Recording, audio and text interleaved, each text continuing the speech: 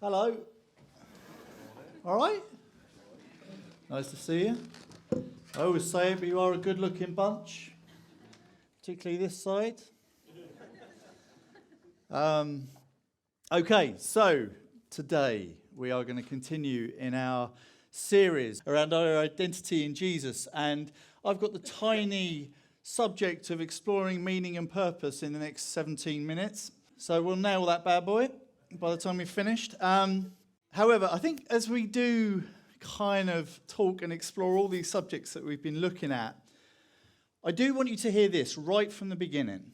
And this is something which I've landed on as I finish this talk, and I think I've picked up on from all the other talks as well, is that you personally have phenomenal importance to God.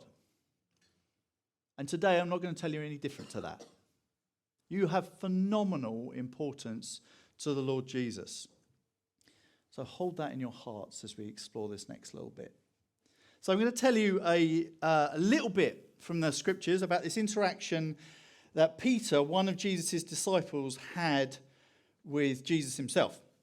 And it's in Matthew 16. I think it should come up on the thing. It says this. So when Jesus came to the region of Caesarea Philippi, he questioned his disciples, "Who do people say the Son of Man is?"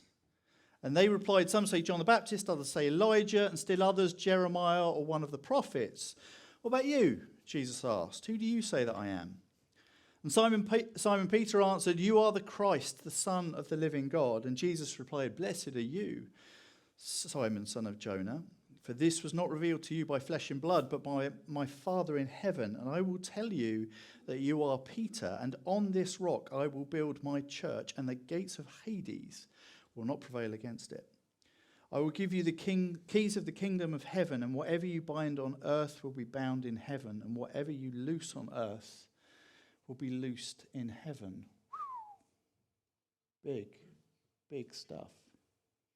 Okay. So here's a quick question. Who knows who this is? Shout out if you know. Rachel? Keely Hawes. This is Keely Hawes. Lovely lady. She's an actress, if you don't know. She's quite famous, actually. She's probably been on quite a lot of the shows that you might have seen on telly. She was in a show called The Bodyguard. She was on Spooks years ago. What are you saying? Ashes to Ashes. I haven't seen that one. Good. She's had a quite a varied career, quite a big career. But I have a very special relationship with this lady, okay? So we share the same birthday, 10th of February. But more than that, we actually share the same birthday, 10th of February 1976. I know I don't look it, neither does she. 46 years old we are, aren't we, lovely Keely? Right. Sorry, I did that at home by myself. I wasn't meant to do it. Now, I only found out this recently, but it did come up, like this question came to me, how did she end up there, and I ended up here with you lot? I've had exactly the same amount of time on earth as this woman. And this has been quite an interesting journey of discovery for me, right? Because I started investigating, I'm not sure if it's okay to do, but I started investigating Keely. And I want to share with you, it's got a name, it doesn't have to be stalking, it's investigation, right? So I looked up her wiki page, if everyone's familiar with Wikipedia. Here's the first few, she's got a little, you can click on her wiki page, because it's got various bits. Hawes was born at St Mary's Hospital in London. I also was born near London, and she grew up in a council flat in Marylebone. She's the youngest of 4 children. Hawes attended Sylvia Young Theatre School, where she became friends with the singer Emma Bunton, who was in the Spice Girls, for those who don't know. In her teenage years, she worked in various part-time jobs, including a casino, Sainsbury's and McDonald's. While in sixth form, she was approached in Oxford Street by a modelling scout and signed up by Select Model Management. After numerous features for teen magazine Shout, Hawes became a fashion intern for Cosmopolitan. During this period, she was first asked to audition for a film. Hawes first came into the public eye in the 1990s, having supporting roles in Troublemakers, Dennis Popter's Karaoke, Heartbeat and The Beggar Bride. Hawes' first film role was in the 1998 film The Avengers. Right, it's probably helpful to note at this point that I don't have my own wiki page. Although I do want one, right? So if anyone, I think you can write them for other people. So I'm just saying, I quite like my own. So you have got full permission. I'm giving you full permission. And anyone who's listening to this on the podcast, you've got full permission to write one for me. So this chunk of the wiki page of dear old Keely's website is the first 22 years of life. So I thought, what would my wiki page look like for the first 22 years of life? So I wrote my own, right? So it goes like this. David James Kingswood was born at Epsom Hospital and grew up in a Pebble Dash terrace house in North Cheam. He's the oldest of two children, and Kingswood attended Cheam High School after failing the 11 plus and became friends with Roland Hadley, who could burp the national anthem. In his teenage years, he worked in various part-time jobs, including a sports shop in which he confesses he knew nothing about sport. He had a paper round and started his own garden business where he seldom gardened but listened to old ladies' stories for money. Whilst in the equivalent of sixth form at college, he was not approached by anybody in Oxford Street to do modelling. And the only thing he signed up for was a ski trip to northern Italy. After no features in Teen Magazine Shout, David grew a beautiful mullet. That's true. During this period, David was asked if he could do some modelling for a local art class for £3 an hour. He was asked to pop his clothes on the stall for £4 an hour, which he politely declined. His first supporting role was as a keyboard player in the high school production of a play he can't remember, where the machine was unplugged because he hadn't practiced the song. Kingswood's his first film role was through his new camera, and in 1998 he was writing computer code to control Microsoft Excel and wondered where his life was headed. Keely, how have you done so much with your life? And I have managed to do so little. 22 years. Do you ever get that? That horrendous journey of comparison? How was it that some people seem to know who they are and where they're going from so early in their life? Why was I not bestowed with that wonderful gift of driven simplicity? It's funny though, Keely's story isn't all roses, right? Not from the get-go. She's been through divorce. She's openly spoken about periods of depression and anxiety because we're all just human, aren't we? We all go through stuff. Matt Craddock last week said something really interesting that stuck with me. He said, the value that I have is what somebody else puts on me. So the question then is, who am I listening to? Who is giving me value? What's my meaning? What's my purpose? Where's my life headed? Now, as I reflect over my life, I can honestly say when I have tried to find meaning by comparing myself to others, it's always just gone down the pan. It just never figures itself out. Because my life is unique. It's like a fingerprint. It has its own shape, and particularly I can testify to that, the peculiarness of my shape. I could want to be another shape, but it would be a lie. I either accept that or I spend my life wanting to be somewhere else. So how do we make sure that we find our own purpose and our own meaning? So I read this week, and I guess maybe this is particularly pertinent as we celebrate the lives of people who have gone to be with Jesus this week. I read about the 5 most common things people wish for as they reflected in that last little bit of their life. Number 1 says this: I wish I'd had the courage to live a life true to myself, not the life others expected of me. Secondly, I wish I didn't work so hard. Third, I wish I'd had the courage to express my feelings about stuff. I wish I'd stayed in touch with my friends. And I wish I'd let myself be happier. 5 things that commonly come up amongst people who are about to die. I think these statements are fascinating. All of them are about a better connection to myself and who I am with those close to me, those people that I interact with. You know what these things tell me? I think it's about whether, if we let other people dictate our meaning and purpose, we're going to end up regretting some or all of our lives. If we let other people do it. When I was 15, I became a Christian, and the first thing I can remember God saying to me was this very clear statement. He said, "You are my son, and I love you. You are my son, and I love you." And you know, it's taken me a good few years to realize that that exact phrase holds enormous importance in my life. You see, since I left IT in my 20s and 30s, I've been headed down this road of trying to find my meaning and my purpose. And it is a long and peculiar road, and it is full of mistakes where I should have turned right rather than left. But at the moment, I'm going to run you through what I currently do with my time. It's weird what I do with my time. I'm going to run you through it now. Here's a breakdown, right? So 2 days a week, I work for a charity called Home for Good, which is a fostering adoption charity, and it champions Christians to come around kids who need loving homes, and it helps churches come around those families who choose to do so. 1 day a week, I look after the Invest program, which some of you will be aware of, and this is particularly about helping people to grow in their Christian character, mission, and leadership.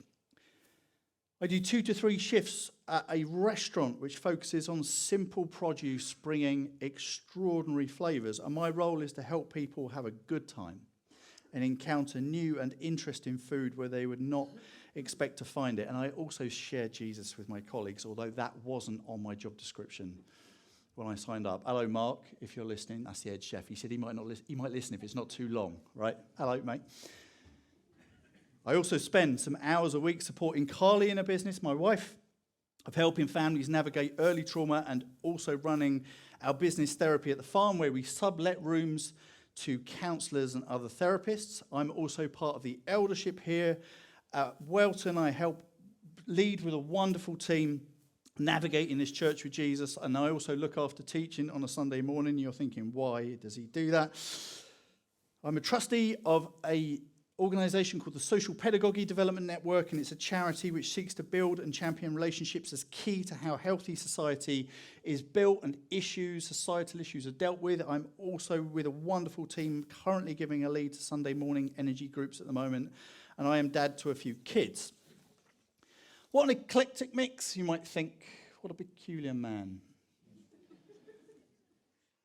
I'm a peculiarity.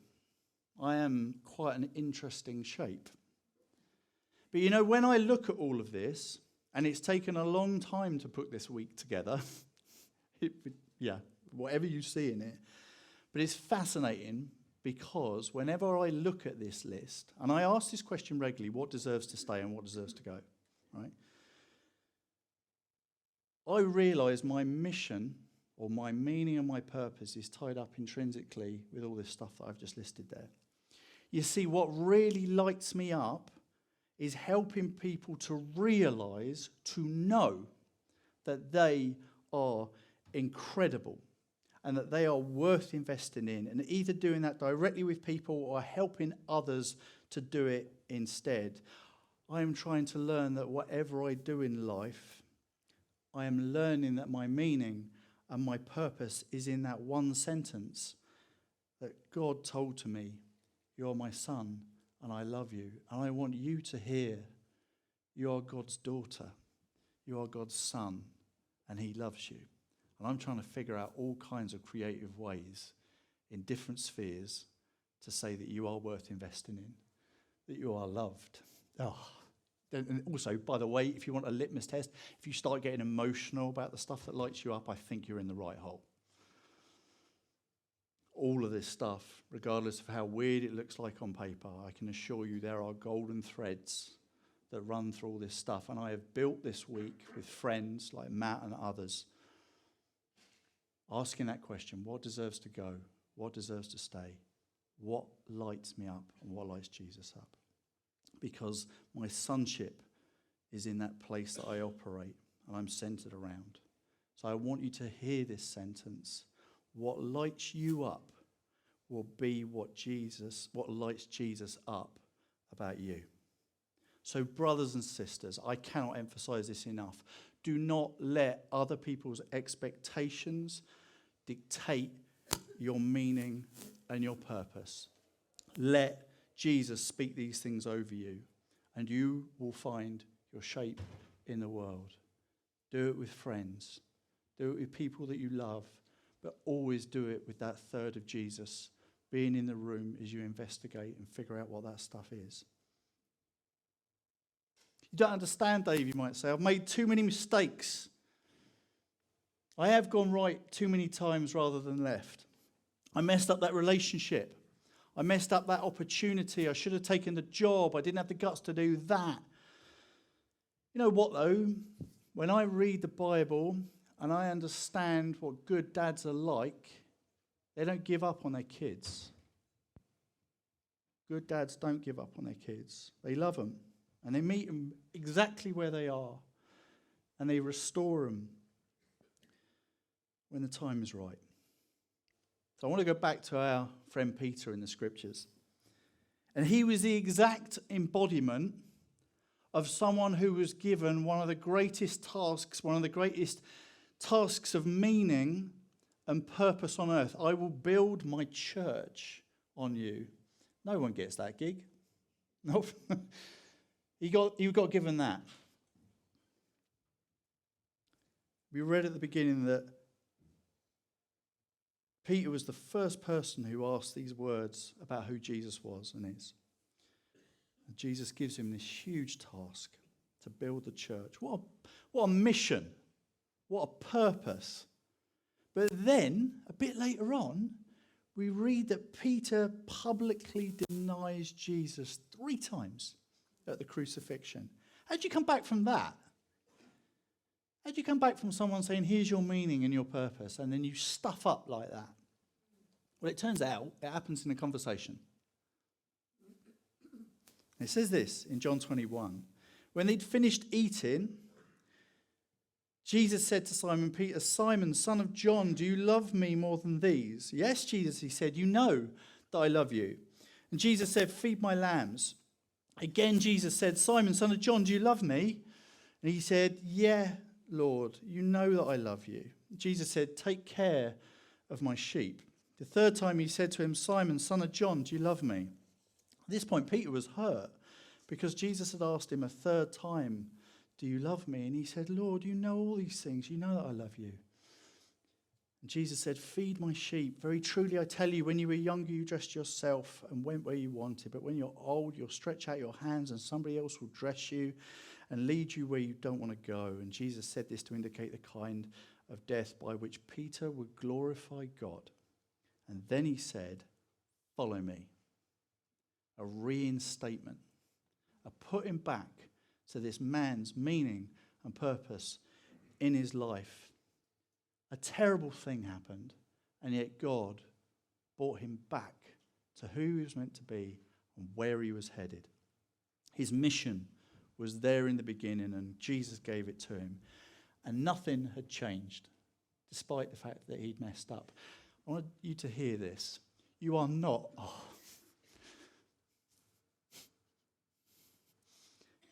You're not the worst thing you've ever done. You're not. Jesus' purpose and mission for you is not based on that thing that happened. Got to reclaim that. So, let me ask you, what are you doing here? What's your meaning? What's your purpose? Where are you headed? What golden threads are running through your life? What connects you to what God is saying to you, not just about you? Do you need to be reinstated? Do you need a Peter conversation? Do you need to stop comparing yourself? Or maybe you've come in this place today and you say, I don't know about any of this. I don't know where I bring anything. I don't know where I'm headed. Tomorrow looks like yesterday, and yesterday was rubbish. Well, I want you to look at those words, because the very last thing that Jesus says to Peter after he is reinstated is, follow me. This is business to be done with Jesus, for you to find out who you are and where you're headed. So, my simple hope and prayer is that when you come to those last moments before you get taken home by God, that you will have no regrets. And you will say that you lived being you and who God made you to be. You know, if anything about this is like struck you today, I would love to pray with you. There'll be others. But this week, if you don't know where you're headed and what God is saying, start figuring it out. I would love to journey that with you. I know others would as well. Because I tell you, one thing that lights me up in all that craziness that I do is that I started to find where my meaning and purpose was. And I'd love to do that with you too. Amen.